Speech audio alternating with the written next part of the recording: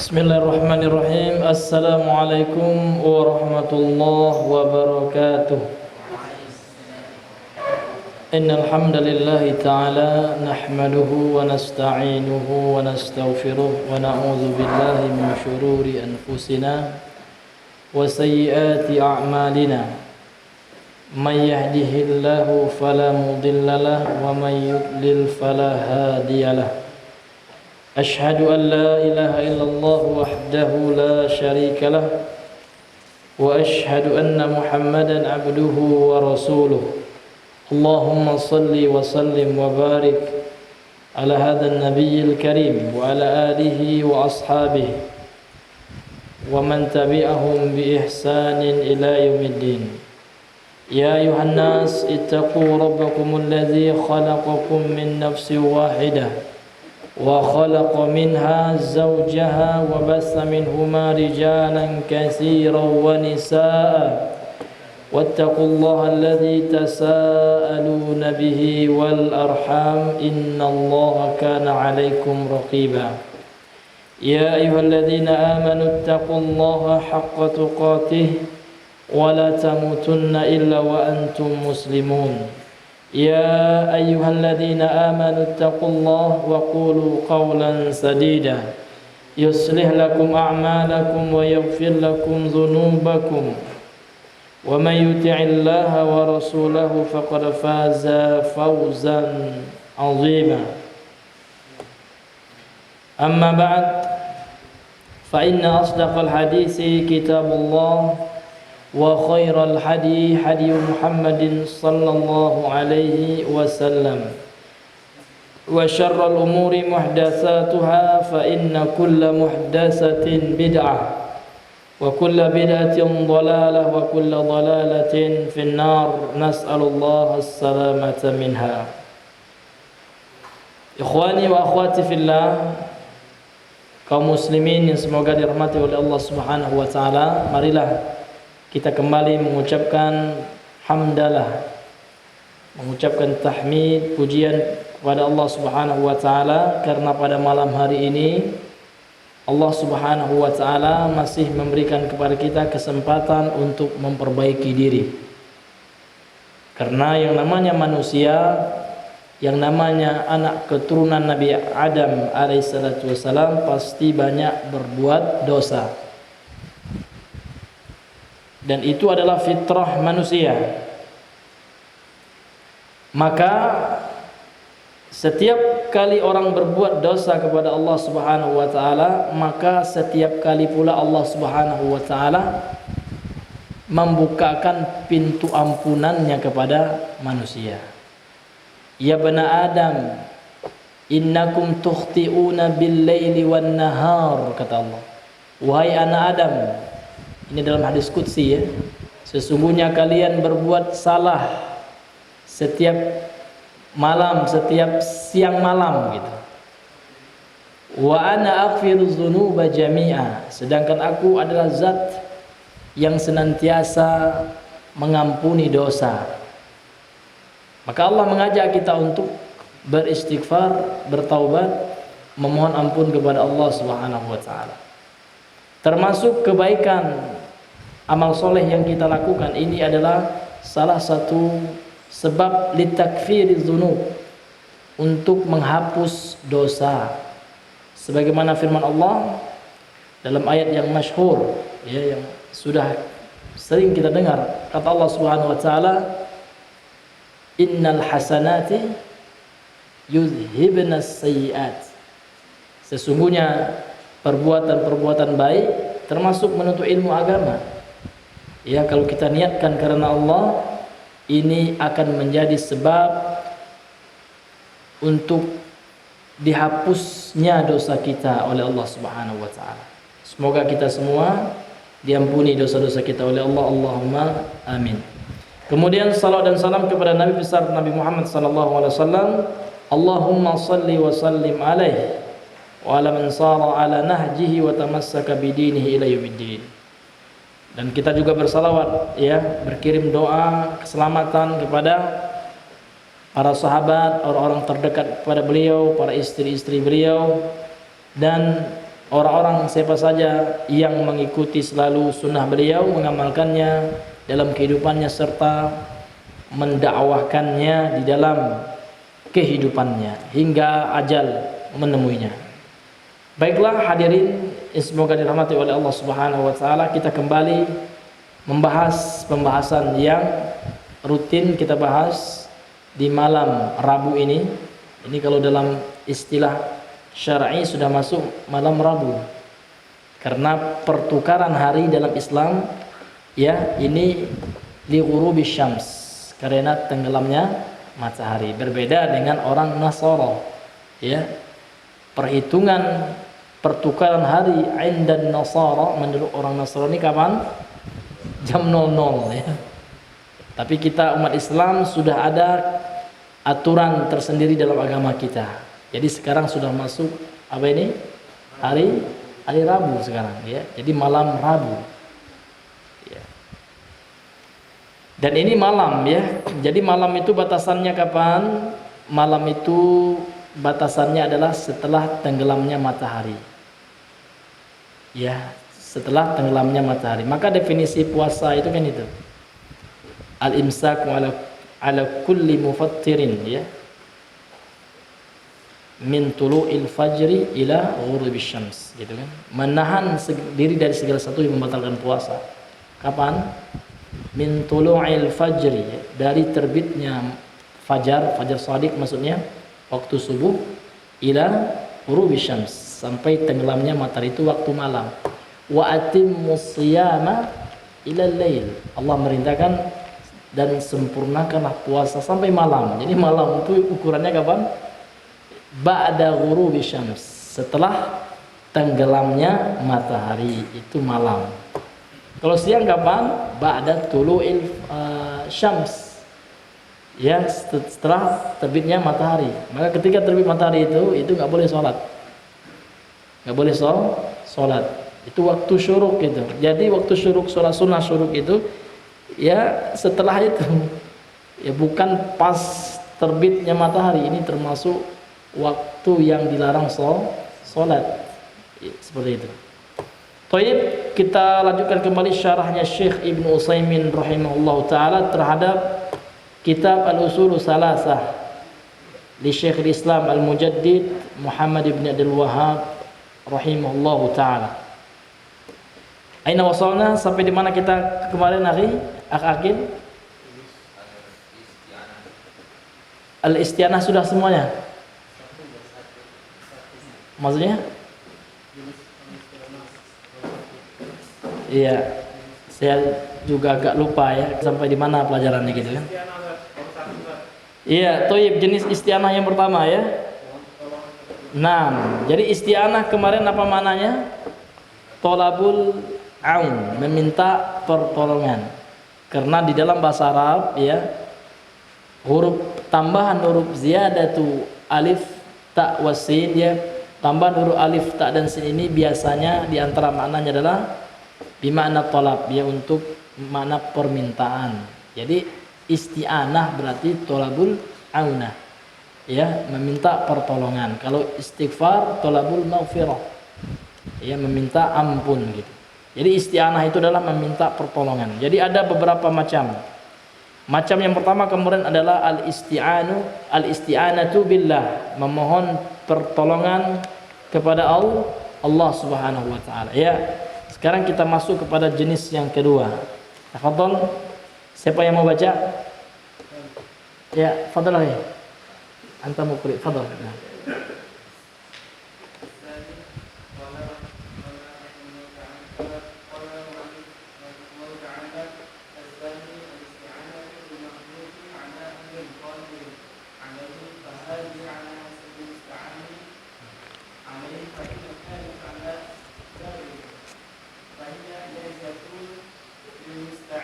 Birrin ya, ala birrin ya.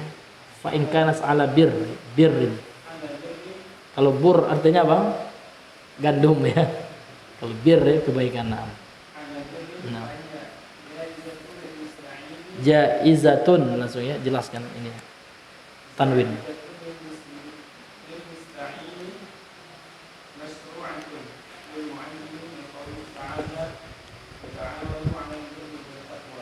Nah, iya. Qala al-muallif rahimahullahu taala wa qala syarihu rahimahullahu taala. Jadi di sini kita menjelaskan perkataan pensyarah kitab yaitu al-Imam Ibnu Utsaimin. Asani yang kedua jenis daripada isti'anah itu al-isti'anatu bil makhluqi ala amrin yaqdiru alaihi. Yang kedua yaitu meminta pertolongan melalui perantara makhluk terhadap perkara yang makhluk tersebut mampu melakukannya. Jadi memohon pertolongan melalui makhluk terhadap suatu hal yang mampu dilakukan oleh makhluk tersebut. Contoh, kita minta tolong teman kita, Pak, tolong buatkan air minum. Ini kan mampu dia. Maka ini tidak dikatakan syirik. Ini adalah masalah biasa, masalah duniawiyah ini.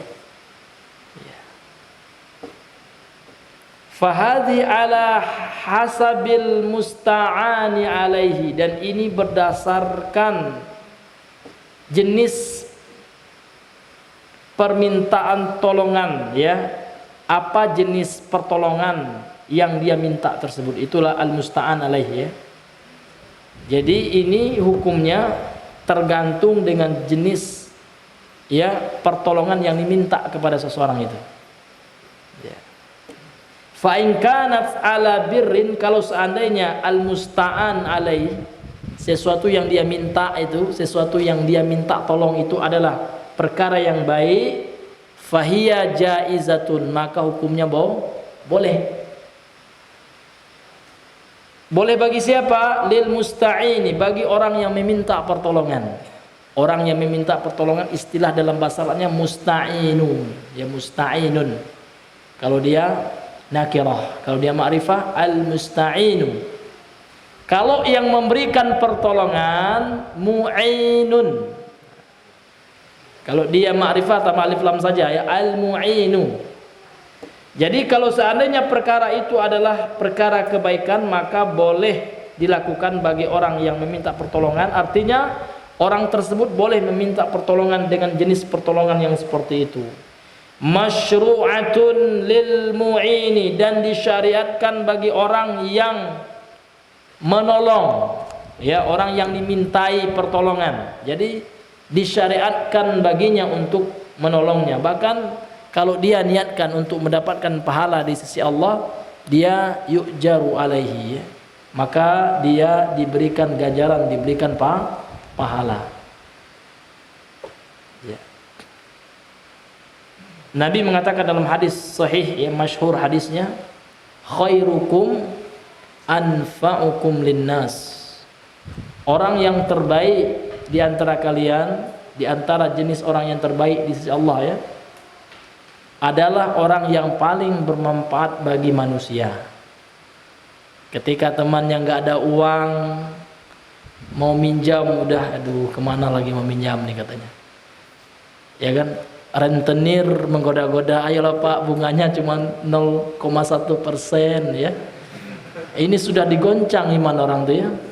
Ini utang sudah melilit ya, ya kan, pekerjaan nggak ada, sedang dilanda musibah corona, mungkin habis di PHK, ya. Utang untuk masuk anak ke pondok pesantren nggak ada, apa, belum dibayar gitu. Ini sudah nagih-nagih ikhwan sebelah, akhi kapan ini utang antum gitu, ya. Teman-teman dekat pun nggak ada yang bantu gitu, ya. Ini kan lagi pusing betul itu Pak, ya, subhanallah, ujian betul itu. Nah, ini ada temannya waktu jahiliyah kebetulan bekerja, ya, di tempat finansial, ya, finance itu, ya. Nah, yang menawarkan riba gitu. Nah, ini kan waktu itu kan sangat luar biasa cobaannya. Nah, ketika ada orang yang menolongnya waktu itu, subhanallah, ya, ya ini pinjam aja uang saya, pakai aja dulu, kalau dia baik, ya kan, ambil aja, nggak usah dibayar, subhanallah. Makanya Nabi mengatakan khairukum anfa'ukum linnas. Orang yang terbaik di antara kalian adalah yang lebih bermanfaat bagi ya kan manusia. Jangankan bagi saudara kita, Pak.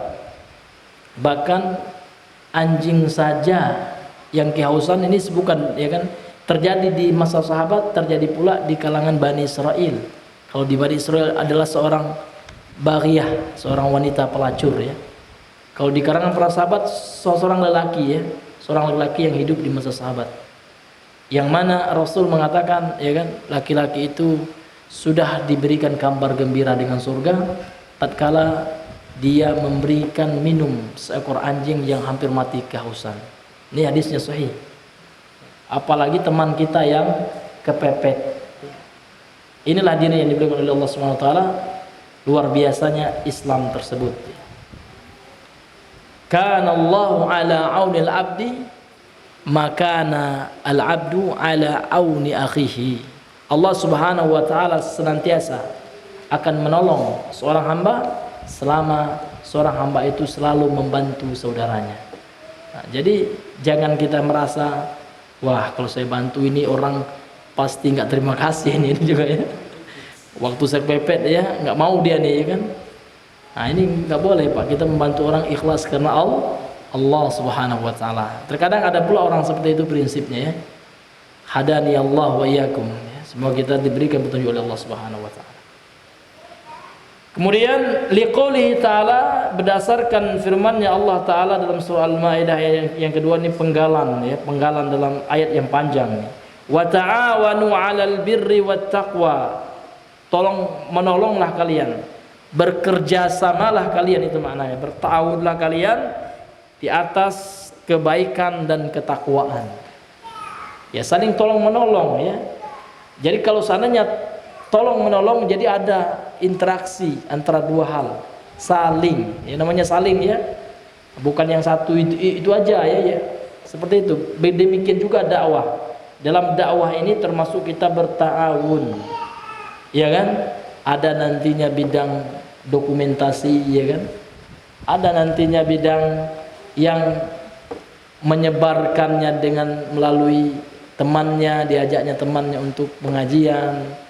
Ada nanti bidang pendanaan ya kan, karena memang dakwah itu juga butuh dana. Misalkan kita ingin mengadakan pengajian di suatu desa yang terpencil ya kan, ini butuh dana ya kak. Iya, apalagi kalau seandainya kita ingin mengadakan bantuan sosial ya, untuk misalkan saudara-saudara kita yang masuk Islam di karangan para kubu. Jadi ada suku kubu ya yang di Bangko itu, ini kan kita butuh dana, karena mereka adalah orang-orang yang harus kita ambil hatinya. Mereka orang hudatsa ya, orang yang hudatsa fil Islam, orang yang baru dalam agama Islam, baru masuk Islam, jadi imannya itu masih goyah, belum tenang keimanannya, belum stabil, masih labil dia. Maka butuh kita ambil hatinya, butuh kita kokohkan lagi dengan apa? Ya dengan pengajian-pengajian kita sampaikan, dengan ayat-ayat Al-Quran. Inilah tujuan dakwah itu ya, untuk mengokohkan keimanan. Maka berbeda Pak ya, orang yang sering mendengarkan siraman rohani, sering mendengarkan ayat-ayat suci Al-Quran, ini beda ya dengan orang yang dengar aja masalah dunia ya, apalagi ya cerita-cerita selebriti saja dengarnya. Ini beda ya, beda kualitas keimanannya dengan orang yang senantiasa mendengarkan ayat-ayat tentang surga, tentang neraka ya kan, bagaimana keutamaan sebuah amal dengan dalil-dalil yang sahih. Ini beda kualitasnya ya, beda kualitasnya. Maka dengan kita mengkaji ayat Al-Quran, inilah zadathum imana, inilah yang akan menambah bagi mereka keimanan gitu. Jadi memang kita harus berta'awun dalam kebaikan, dalam ketakwaan, harus tolong menolong. Dalam membangun masjid pun harus ada kerjasama dan tolong menolong ya, ada bagian pendanaan, ada bagian mencari donatur ya kan, ada bagian yang memakmurkan masjid. Karena masjid kalau misalnya dibuat megah-megah aja, nggak ada isinya, nggak ada aktivitas di dalamnya juga percuma ya. Bahkan ada bagian masing-masing. Iya, toib. Wasil lagi, ya, lanjutkan.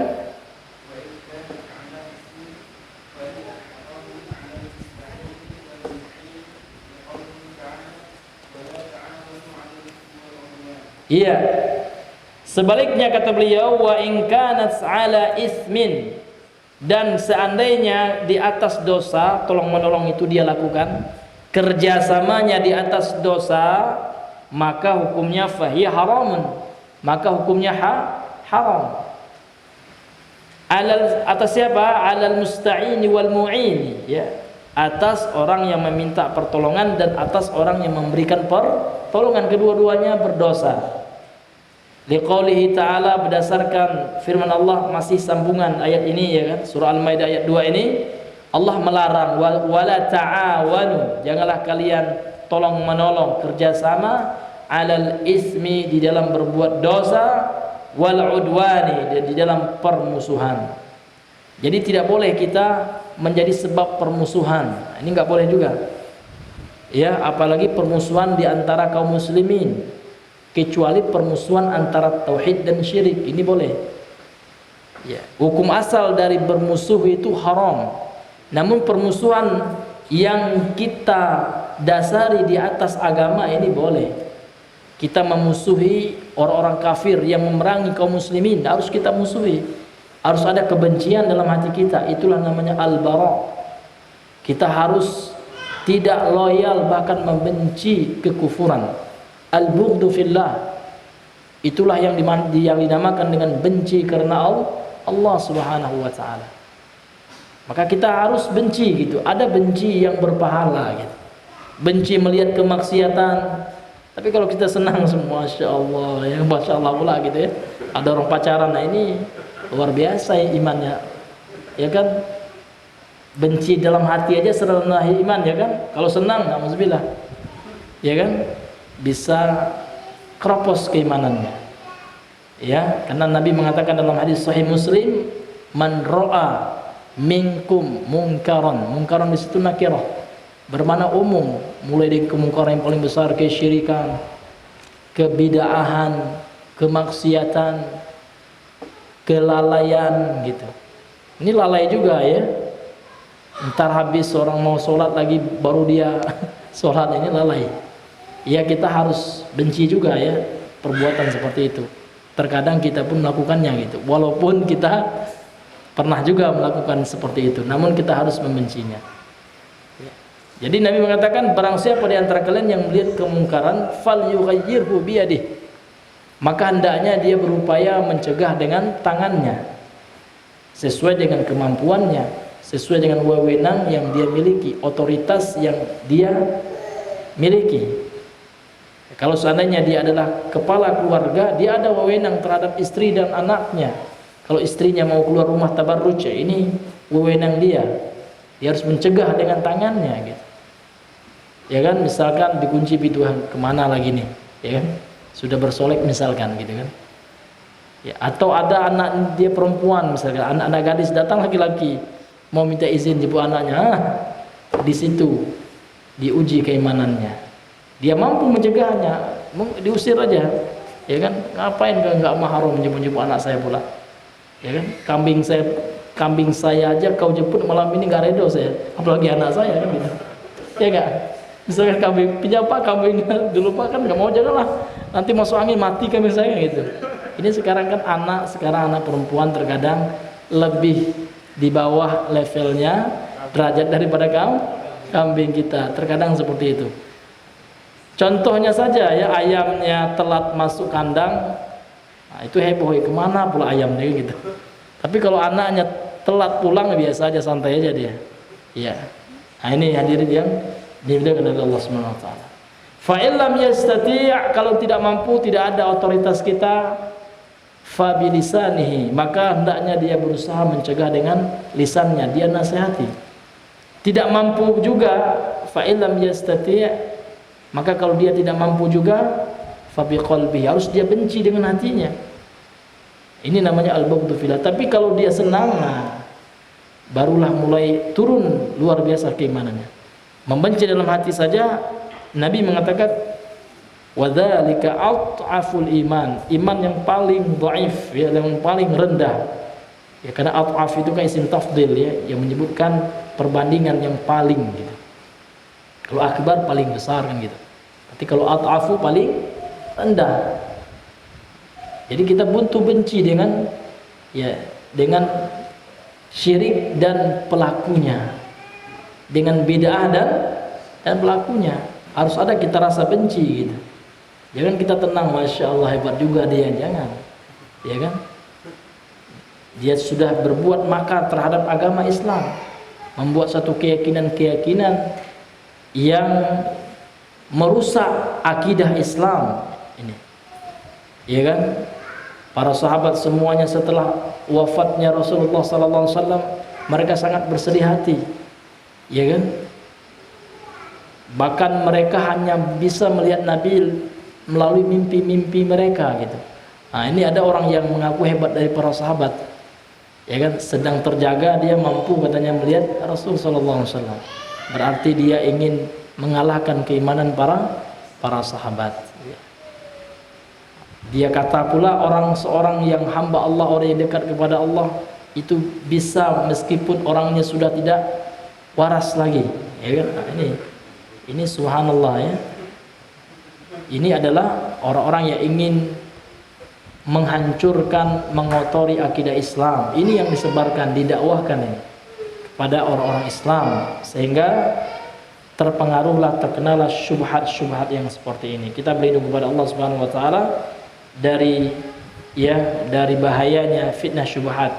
Fitnah syahwat berbahaya, namun fitnah syubhat jauh lebih berbahaya. Jadi kita tidak boleh tolong menolong di dalam keburukan, dosa dan saling bermusuhan, ya. Sesuatu yang bisa menyebabkan permusuhan. Naam ya akhi, lanjutkan akhi, istamir. Nah.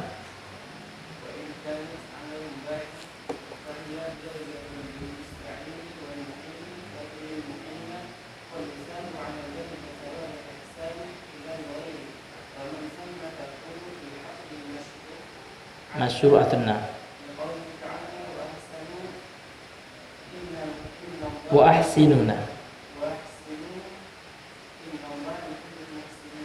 Nah, kemudian kata beliau, kata pensyarah Syekh Muhammad bin Shalih Al-Utsaimin rahimahullahu taala, wa in kana ala mubahin, kalau seandainya pertolongan itu adalah sesuatu yang mubah hukumnya, seperti perkara-perkara dunia, ini mubah, minta tolong Pak buatkan teh, ini kan mubah, ya. Maka apa hukumnya? Jaizatun, boleh, lil musta'ini wal mu'in, bagi yang minta tolong dan yang memberi pertolongan. Walakinnal mu'ina qad yusabu ala dzalika thawabul ihsani, akan tetapi yang memberikan pertolongan terkadang diberikan ganjaran perbuatan baik karena dia berbuat baik. Thawab itu artinya ganjaran pahala karena kebaikannya ilal ghairi, kepada orang lain. Wa min thamma takunu fi haqqihi masyru'atun liqoulihi ta'ala, kemudian pada haknya, artinya pada dirinya gitu, ya, ini disyariatkan bagi orang yang memberikan pertolongan. Ya, disyariatkan artinya apa? Dia akan mendapatkan ganjaran pahala di sisi Allah Subhanahu wa taala. Karena perbuatan baik itu Allah cintai dan Allah perintahkan untuk melakukannya. Sebagaimana kata beliau liqaulihi ta'ala, berdasarkan firman-Nya Allah taala dalam surah Al-Baqarah 155 di sini, wa ahsinu, dan berbuat baiklah kalian. Jadi Allah memang menyuruh kita berbuat baik, ya kan? Kalau seandainya kita tidak mampu berbuat baik dengan harta kita, ya kan, maka kata Allah Subhanahu wa taala, maka berkata-katalah dengan perkataan yang baik, ya. Ini disebutkan dalam hadis sahih. Kalau seandainya kita lagi enggak mau berbicara, misalkan tidak bisa pula bersedekah, memberikan bantuan dengan harta, maka senyum saja, berseri saja muka kita, terhadap saudara kita, ini juga dihitung sedekah. Ya. Allah Subhanahu wa taala berfirman, wa ahsinu, dan berbuat baiklah kalian. Innallaha yuhibbul muhsinin. Sesungguhnya Allah mencintai orang-orang yang berbuat baik. Muhsin, ya, muhsinin jamak dari muhsinun, orang yang berbuat baik. Jadi Allah cinta kepada orang yang berbuat baik. Sebaliknya Allah murka, Allah marah kepada orang yang berbuat dosa dan kemaksiatan. Innallaha yaghar, dalam hadis sahih Bukhari Muslim, ya. Sesungguhnya Allah itu cemburu. Wa ghairatullahi an ya'tiyal mu'minu ma harramallahu. Innallaha yaghar, Allah itu marah, cemburu yang mengandung kemarahan, gitu. Wa ghairatullahi, dan marahnya Allah Subhanahu wa taala, an ya'tiyal mu'minu, kalau seandainya ada seorang mukmin, ya, ma haramallah, mendatangi, melakukan, mengerjakan apa yang Allah telah haramkan. Namun ketika dia bertobat kepada Allah, ketika dia menyesal kepada Allah, marahnya Allah berubah menjadi cinta. Innallaha yuhibbut tawwabina wa yuhibbul mutatahhirin.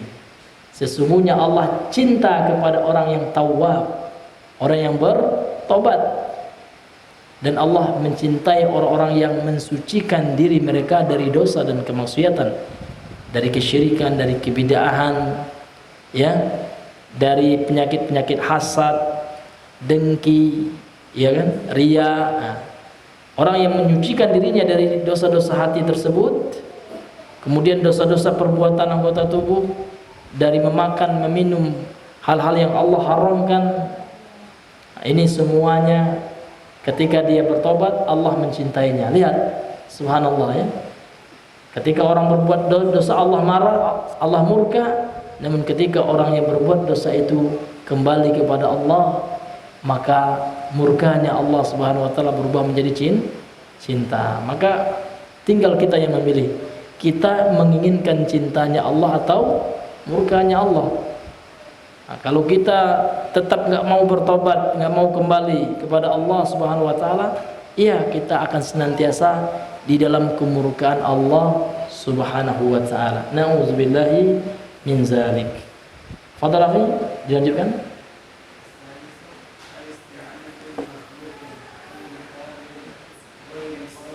Ya. Fahada laghun, ya. La ta'ila tahtaha. Nah.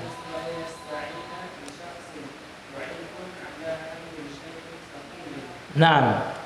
As-salisu, kemudian bentuk isti'anah yang ketiga kata beliau adalah al-isti'anatu bi makhluqin hayyin hadirin ghairi qadirin. Yang ketiga adalah memohon pertolongan melalui makhluk yang hidup. Dia hayy, hidup dia, bukan mayyit, ya, bukan kepada orang mati, orang yang hidup, gitu. Hadirin, kemudian dia hadir, dia berada di depan kita, bersama kita. Ghairi qadirin, akan tetapi dia tidak mampu. Jadi kita meminta tolong kepada seseorang yang dia bersama kita, dia hadir di dekat kita, namun dia tidak mampu, gitu. Misalkan, Pak, tolong angkat mobil saya ini. Nah, ini kan nggak masuk akal, ini sia-sia. Makanya beliau katakan di sini fahadza laghun, dan ini adalah bentuk kesia-siaan, nggak ada faedahnya ini. Ya, kalau bahasa kerennya apa? Stupid question, gitu ya. Iya, pertanyaan yang nggak masuk akal, gitu kan, permintaan yang tidak masuk akal, gitu. Seperti itu, ya. La ta'ila tahtaha, tidak ada pengaruh di bawahnya. Tidak ada pengaruhnya, tidak ada manfaatnya. Seperti apa kata beliau? Mislu an yasta'ina bi syakhsin dha'ifin ala hamli syai'in thaqilin. Seperti seseorang meminta pertolongan kepada seseorang yang lemah untuk membawa sesuatu yang berat, ya, seperti yang kita contohkan tadi. Ya. Kita tahu si A ini orangnya lemah, kita suruh pula dia ngangkat, ya, ya ngangkat beras 30 kilo, ya kan? Yang sekilo saja dia nggak mampu gitu, minta 30 kilo. Ini mau bunuh orang ini ya. Bercanda antum katanya kan. Nah, ini nggak masuk akal gitu. Ya. Jadi apa hukumnya yang seperti ini ya? Hukumnya yang seperti ini adalah sesuatu yang memberatkan. Boleh jadi kalau dia paksa berdosa dia. Karena Allah saja mengatakan la yukallifullahu nafsan illa wus'aha. Allah saja tidak memberatkan seorang hamba melainkan sesuai dengan kemampuannya. Kita mau memberatkan orang kan tidak mungkin. Ya. Jadi permasalahan ini kan pernah ya saya dulu diskusi dengan seorang sufi di Tarim ya. Orang Arab dia, namun dia belajar ya di Darul Mustafa katanya, di salah satu tempat markasnya sufi di kota Tarim ya. Jadi dia mengatakan seperti ini,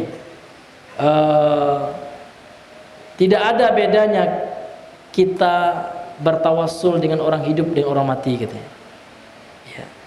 Maka saya katakan ini beda gitu.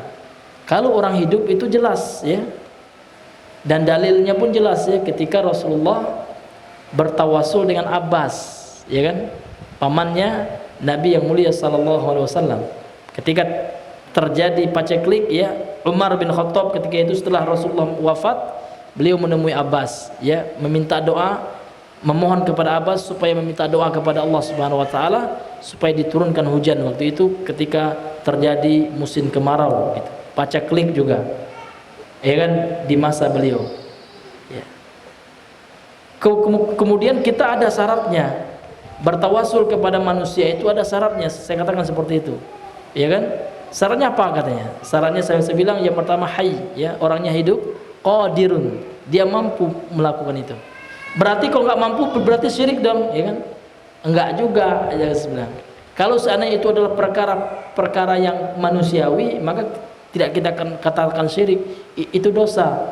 Seperti apa contohnya? Saya jawab ya, seperti kita minta seorang mengangkat mobil, ya kan? Padahal nggak mampu dia angkat mobil, kan nggak syirik itu. Akhirnya dia ya lama dia ngomong nggak menerima juga dia gitu, ya, iya. Dia menganggap melalui konsep kita itu syirik juga itu, ya kan? Ini dia nggak paham gitu ya. Membedakan antara tawassul yang syirik ya dengan tawassul yang manusiawi, atau isti'anah yang syirik dengan isti'anah yang tabi'iyah. Kita meminta tolong orang, ya kan, beli makanan, buat teh misalkan, belikan roti, ini kan biasa minta tolong seperti itu. Ini manusiawi gitu, selama dia mampu untuk menolong kita. Kalau nggak mampu syirik dong, dia bilang. Apabila syirik ini bukan perkara sesuatu yang khusus bagi Allah. Tapi kalau antum pergi ke tempat syekh-syekh yang sudah meninggal, kemudian meminta langsung, ya syekh, tolong aku nanti di akhirat, nah itu ya jelas, karena yang memberikan pertolongan di akhirat tidak ada yang mampu kecuali Allah. Memasukkan orang ke surga tidak ada yang mampu kecuali Allah. Menyelamatkan orang dari neraka tidak ada yang mampu kecuali Allah. Kalau mereka itu keyakinannya, mereka meminta kepada syekh itu, ya kan, sebagai perantara gitu kan. Nah, ini beda halnya dengan kita meminta sama manusia yang hadir, yang hidup ini, seperti itu. Ini terkadang mereka nggak paham gitu. Ya, jadi biasa aja. Kita lama juga diskusi gitu. Pernah juga saya dulu di depan Jamiatul Ahqaf, ya kan. Jadi kata mereka kan Ahqaf gitu ya. Nah, ini kan termasuk kampus sufi di Tarim. Jadi ada dua tempatnya, di Mukalla ada, di Tarim ada. Jadi waktu itu berdiskusi tentang ini ya, tentang masalah tempat mustajab untuk berdoa. Jadi orang sufi ini bilang yang paling mustajab itu adalah di sisi kuburan wali gitu ya. Nah, saya tanya dalilnya, kebingungan juga dia jawab itu. Ada juga yang emosi waktu itu, kebetulan saya sendiri waktu itu. Kebetulan di depan Jamiatul Ahqaf itu ada warung ya. Warungnya tuh enak ya, ada apanya gitu ya, ada kayak masakan Indonesia gitu. Saya sering makan di situ. Tapi kebetulan waktu itu saya sendiri datang ke situ dan semuanya sufi gitu yang makan kan. Jadi pas diskusi itu ngerumun semuanya. Ya kan, waktu itu kebetulan dengan orang ini ya, orang Somalia ya, orang Afrika waktu itu. Dan dia yang ngotot gitu kan. Ya, langsung dia anta Wahabi gitu kan. Itu senjatanya. Ujung-ujungnya itu aja gitu. Jadi sebenarnya gampang aja kalau diskusi itu ya nggak terlalu ini ya, kalau kita memahami ilmunya ya kan, kita memahami dalilnya, iya tidak terlalu apa gitu ya. Iya, janganlah dianggap suatu hal yang menimbulkan permusuhan gitu, biasa aja gitu kan. Iya, bahkan para ulama dahulu ya mereka terbiasa juga berdiskusi gitu. Kecuali memang orang yang baru belajar ya, nanti dia berdiskusi, dia nggak paham dalilnya ya, dia baru belajar, nanti terkena syubhat, itu jangan gitu ya. Nah ini rentan seperti itu ya. Namun kalau seandainya seseorang itu sudah dia menguasai satu bab pembahasan, misalkan dia sudah mempelajari bab tawasul ya, dia menguasai dalil-dalilnya, bahkan menghafal ya kan, dan dia tahu konsep tawasul yang benar ya. Jadi dalam rangka mendakwahi mereka ya nggak apa-apa, kita iqamatu hujjah kepada mereka ya, kita sampaikan dalilnya seperti itu. Kalau nggak mau juga ya, hidayah di tangan Allah Subhanahu wa taala. Namun kalau orang yang memang belum mengerti itu, baru belajar juga, maka sarannya jangan ya. Karena lebih baik dia menghindari itu, karena ini akan menjadi sarana dia terkena syubhat gitu ya. Karena di dalam kaidah kita daf'ul mafasid, yang menolak keburukan, muqaddam anjil bil manafi', daripada memperoleh kemanfaatan. Jadi menolak bahaya itu lebih kita dahulukan. Kalau seandainya ada dua kebaikan ya kan, kemudian ada dua bahaya, maka menolak dua bahaya ini kita dahulukan daripada mengambil manfaatnya, seperti itu. Supaya apa? Supaya kita tidak terjatuh ke dalam mudaratnya, yang boleh jadi mudaratnya lebih besar daripada manfaatnya. Wallahu taala a'lam bishawab. Insyaallah setelah salat nanti kita lanjutkan sedikit. Subhanakallahumma bihamdika asyhadu an la ilaha illa anta astaghfiruka wa atubu ilaik. Assalamualaikum warahmatullahi wabarakatuh.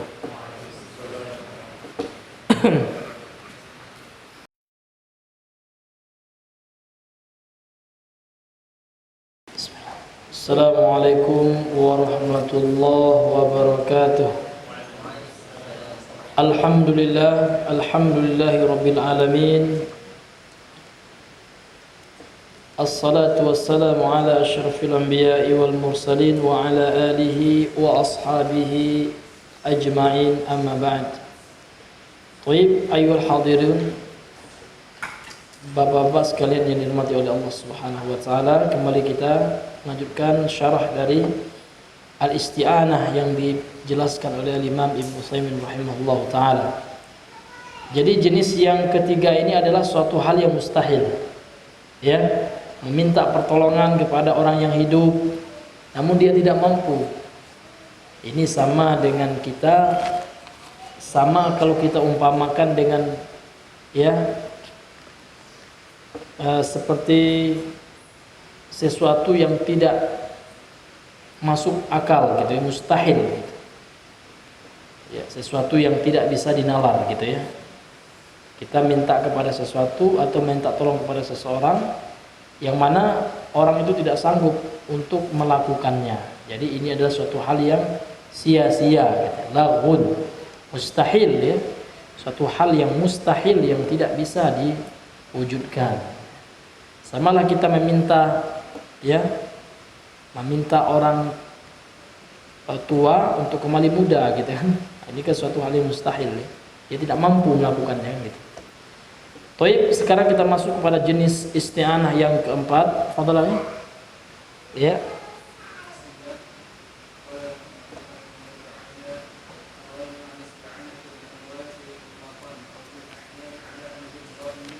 Ghaibin ya.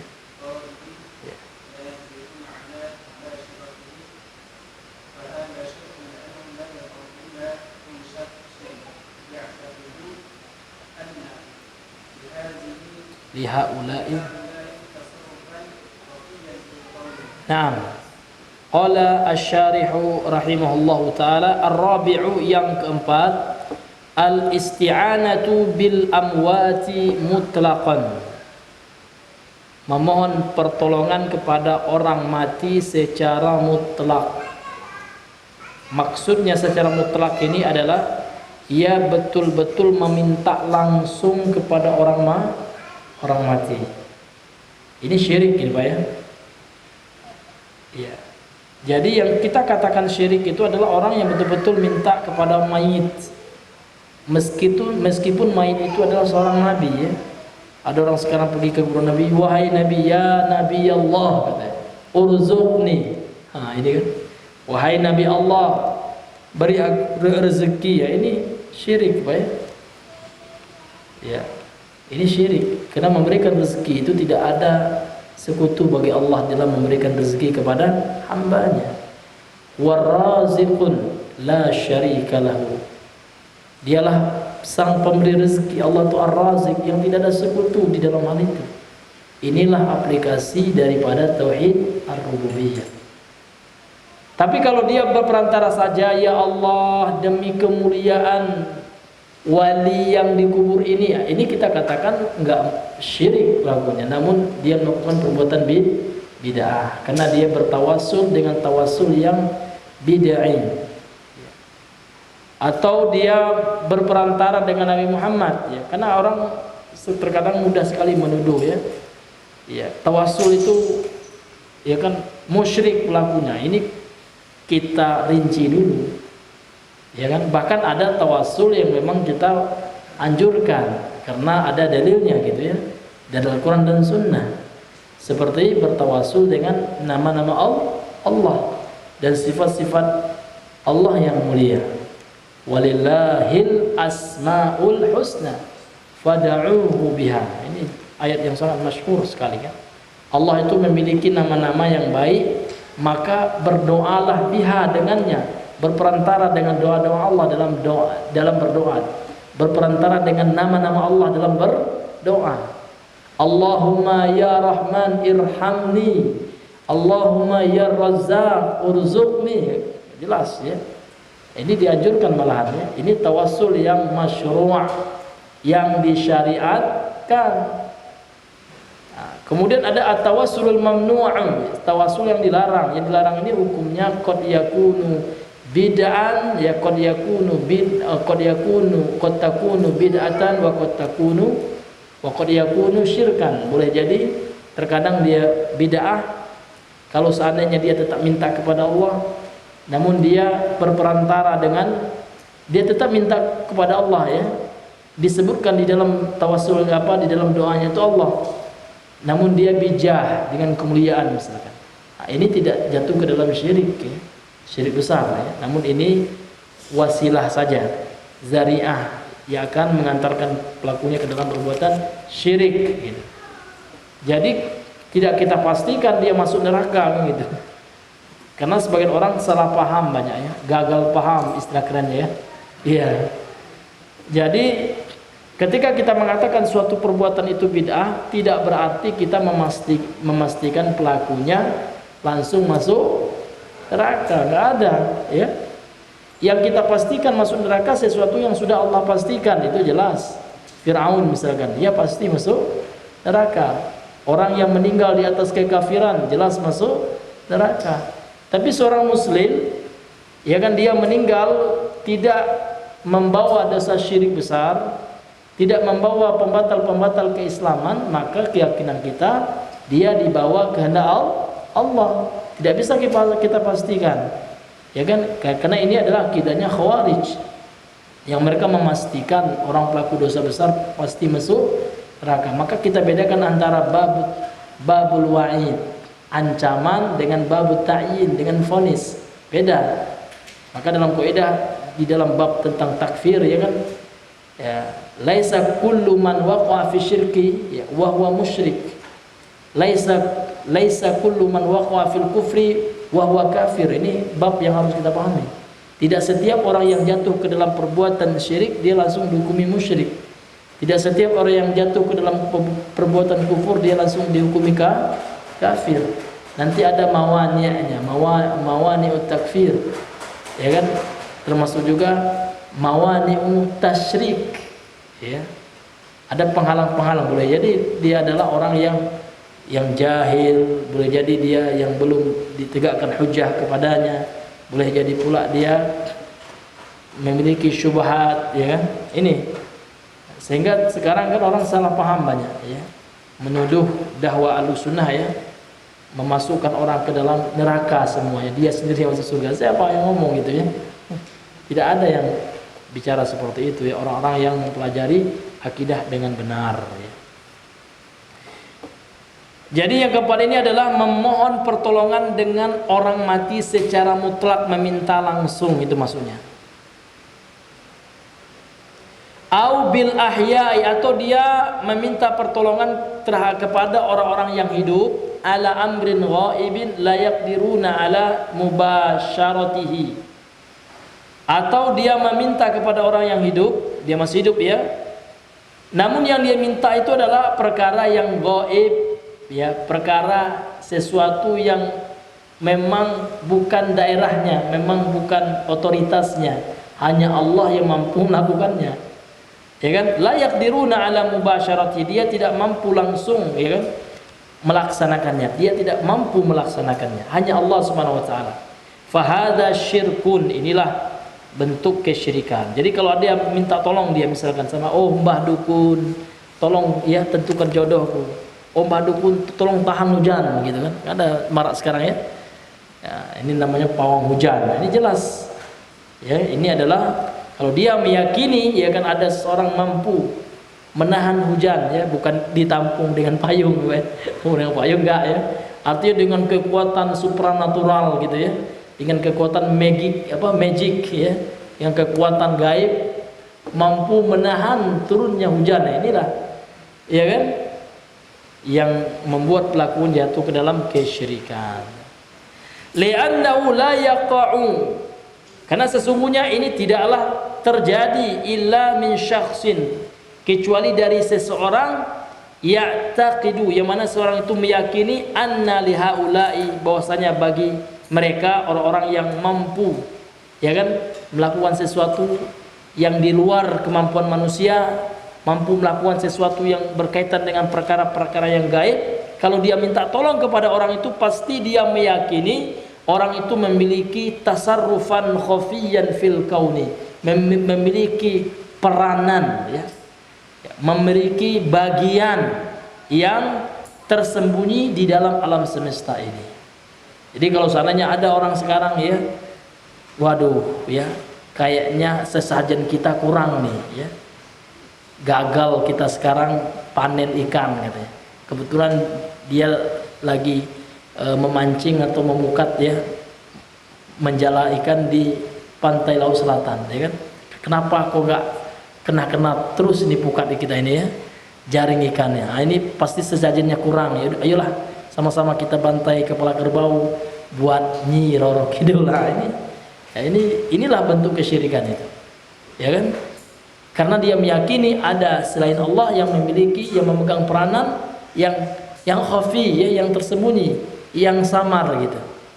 Selain Allah Subhanahu wa taala, dia yakini dia memiliki suatu kekuatan supranatural, suatu kekuatan gaib selain Allah Subhanahu wa taala. Begitu juga orang yang percaya kepada sama dukun gitu.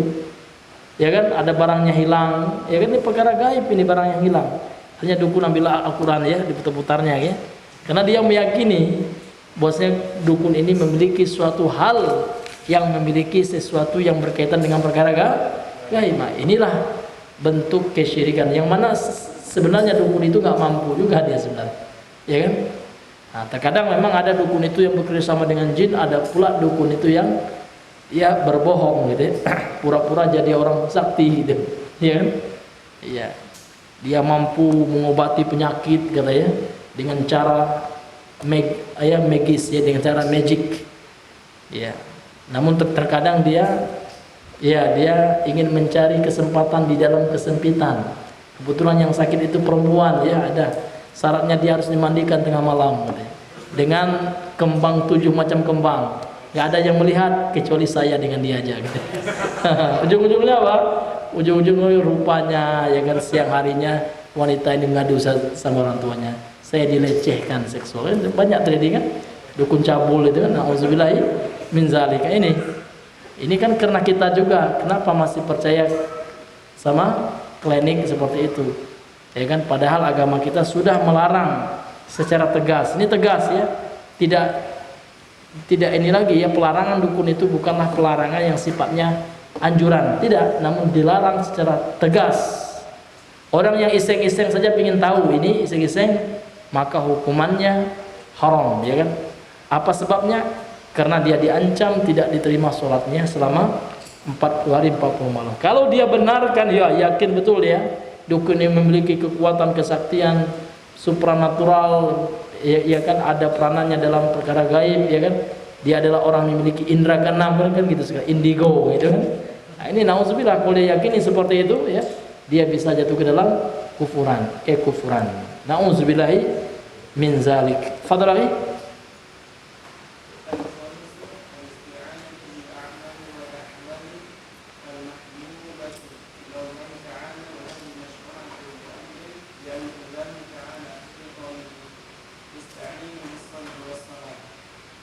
Ini sebenarnya ada waw dah ya. Wasta'inu bis sabri was salah ya. Ya, lanjut lagi, wasil ya. Wa qad istadallal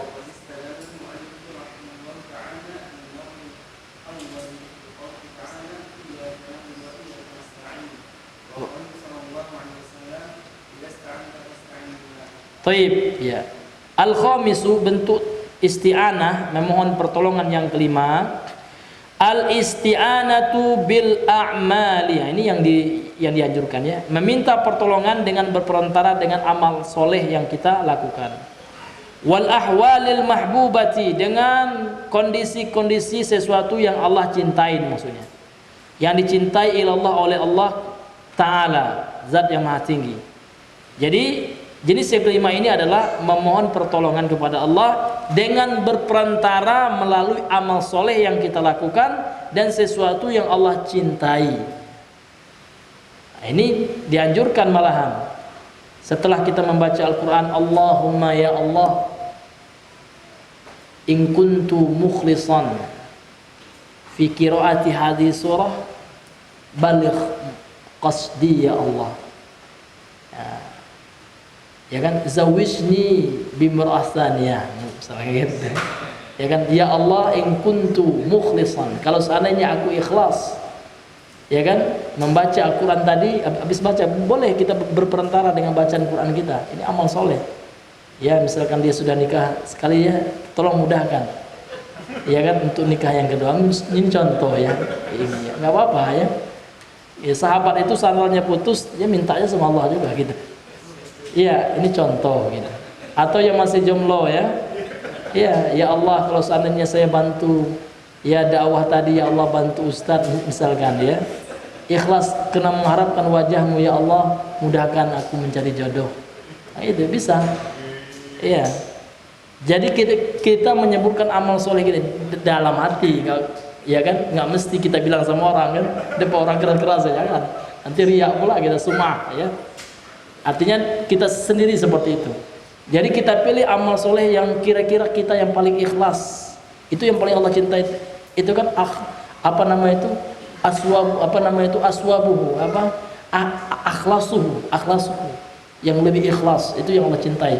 Dan aswabuhu, yang paling benar, yang paling sesuai dengan sunnah. Itu amalan soleh yang Allah cintai. Kita pilih, mungkin suatu malam pernah kita berniat, ya kan, nggak ada orang yang tahu, semua kita sendiri sholat tahajud. Sempat kita menangis, ya kan, ya kita berbentar, ya Allah, kalau seandainya malam itu saya ikhlas sholat tahajud karena Engkau ya Allah, mudahkan urusan saya, ya kan, mudahkan urusan saya kelak di akhirat gitu, ya kan, selamatkan saya dari neraka-Mu ya Allah, masukkan aku ke surga-Mu, dan gabungkanlah aku bersama para Rasul-Mu, bersama baginda yang mulia sallallahu alaihi wasallam. Ya seperti itu doa yang paling utama ya, doa meminta akhirat. Kalau dunia ini sementara. Jangan kita terlalu ambisi dengan meminta dunia. Kadang sahabat malu dia, ya kan, untuk minta dunia itu malu, ya kan, karena mereka meyakini bahwasanya akhirat itu lebih baik.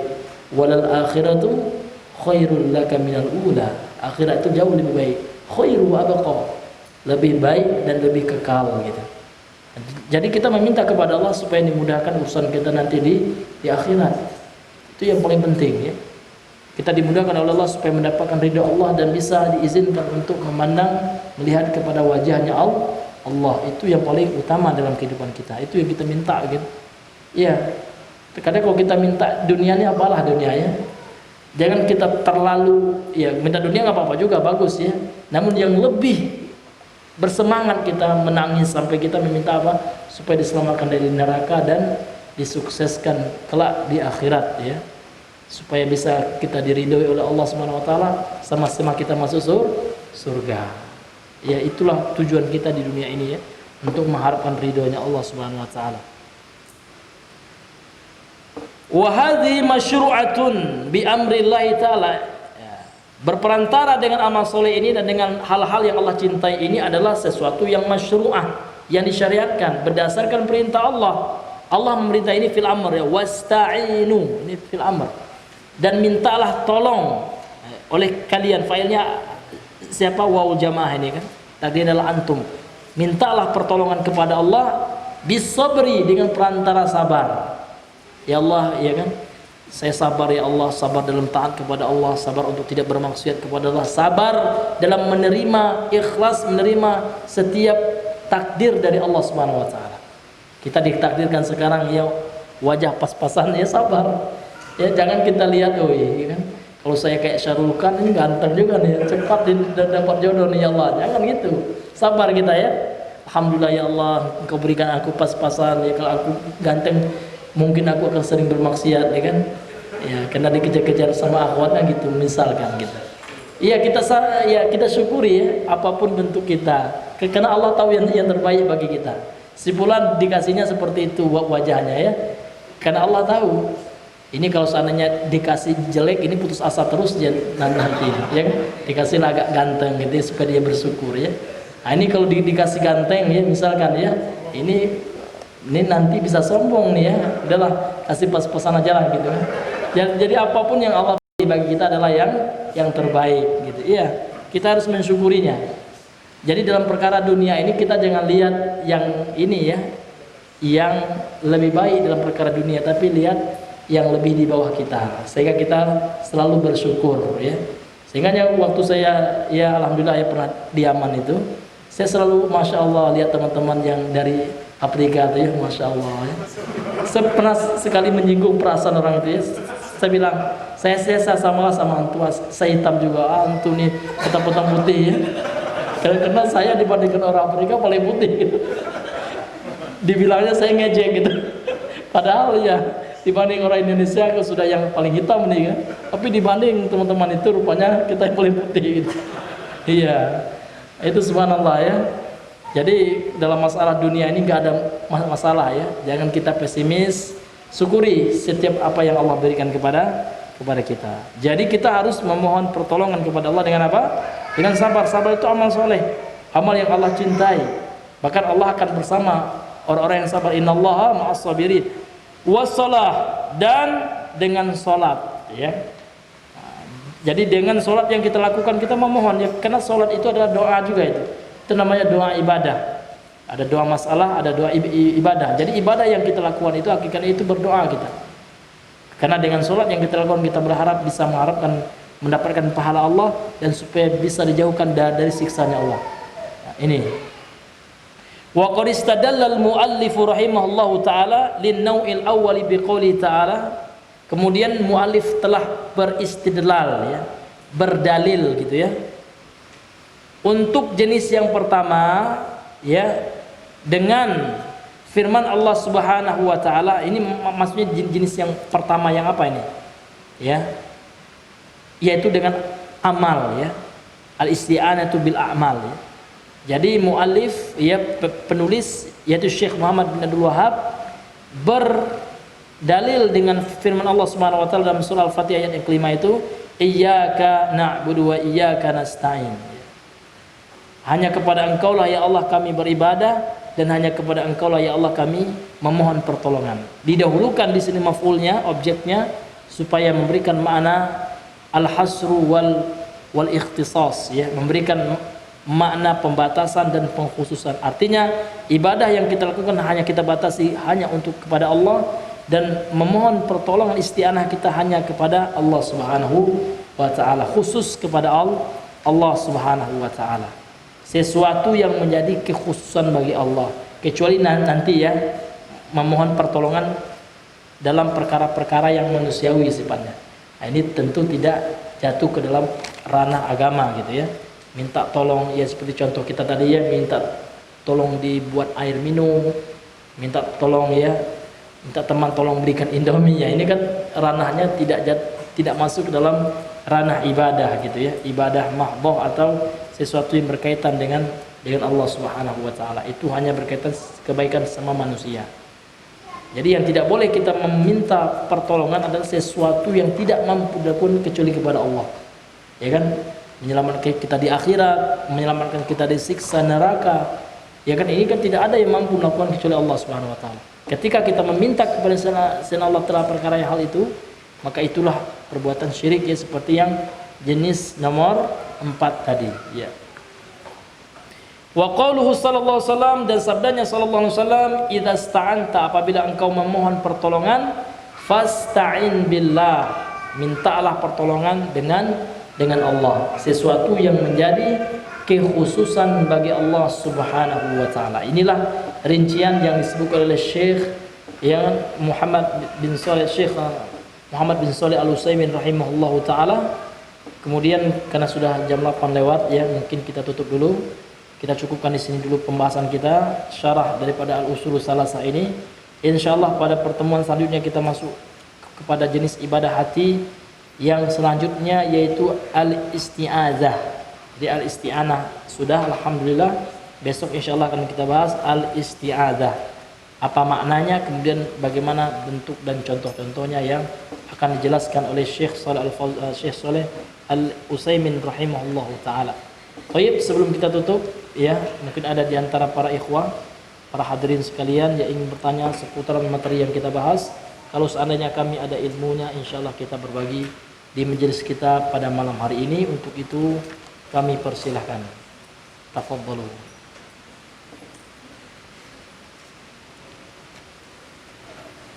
Ya, fadal majal ya. Bagaimana dengan sifat pada akhir zaman nanti, orang-orang yang sudah selevel wangi itu sudah dia menghadapi musuh itu dengan terbang. Kalau orang biasa, yang biasa itu pakai panah. Iya. Jadi kaidah di dalam agama kita tidak boleh menetapkan suatu hal yang berkaitan dengan perkara yang gaib kecuali dengan wahyu Al-Quran dan hadis yang sahih. Tidak ada ijtihad ya, tidak ada ra'yu di dalamnya. Ini murni dalam menetapkan perkara-perkara yang gaib, karena Allah Subhanahu wa taala telah mengatakan la ya'lamul ghaiba la ya'lamu man fis samawati wal ardil ghaiba illallah. Tidak ada yang tahu tentang perkara gaib. Masa depan itu kan perkara gaib ya kan, akhir zaman itu. Tidak ada yang tahu di langit maupun di bumi kecuali Allah. Nabi saja tidak tahu kecuali Allah yang telah mewahyukan kepada beliau, sehingga beliau menyampaikan hadis-hadis tentang tanda-tanda atau ciri-ciri hari kiamat, perkara-perkara yang terjadi di hari kiamat. Jadi manhaj kita, metode kita dalam menetapkan hal itu adalah harus berdasarkan Al-Quran ya kan, dan harus berdasarkan hadis yang sahih. Kalau seandainya tidak ada Al-Qurannya, tidak ada hadisnya, ini termasuk rajman bil ghaib, termasuk menerka-nerka perkara yang gaib, dan ini diantara jenis perbuatan syirik ya, karena sudah menandingi Allah Subhanahu wa taala. Allah mengatakan tidak ada yang tahu perkara yang gaib di langit dan di bumi, dia mengatakan tahu gitu.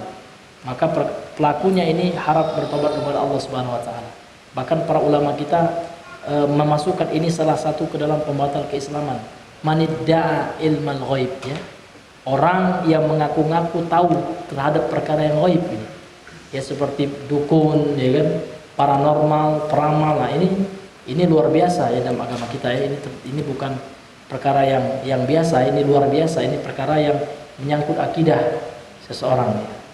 Menyangkut akidah seseorang. Jadi akidah yang benar itu, hadirin yang dimuliakan Allah Subhanahu wa taala, dalam masalah gaib kita meyakini tidak ada yang tahu perkara gaib kecuali Allah. Rasulnya tahu, ini karena diberitahu oleh Allah Subhanahu wa taala dalam bentuk wahyu. Dan menetapkan perkara gaib tidak boleh dengan akal, dan tidak boleh dengan cerita-cerita yang ada di kitab-kitab yang tidak ada dalilnya gitu. Yang terkadang orang berdalil namun dengan kitab, di kitab itu ada gitu. Kita lihat kitabnya gitu. Kitabnya ada nggak dia menukilkan Al-Quran sebagai landasan ya kan, yang dia sampaikan. Karena kitab itu bukan dalil ya di dalam menetapkan perkara yang gaib.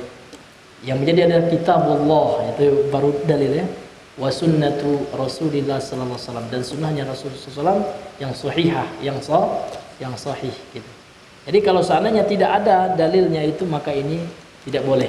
Ini termasuk dosa besar, rajman bil ghaib, yang menebak-nebak, menerka-nerka perkara yang gaib. Ya, jadi seperti itu, wallahu a'lam bishawab.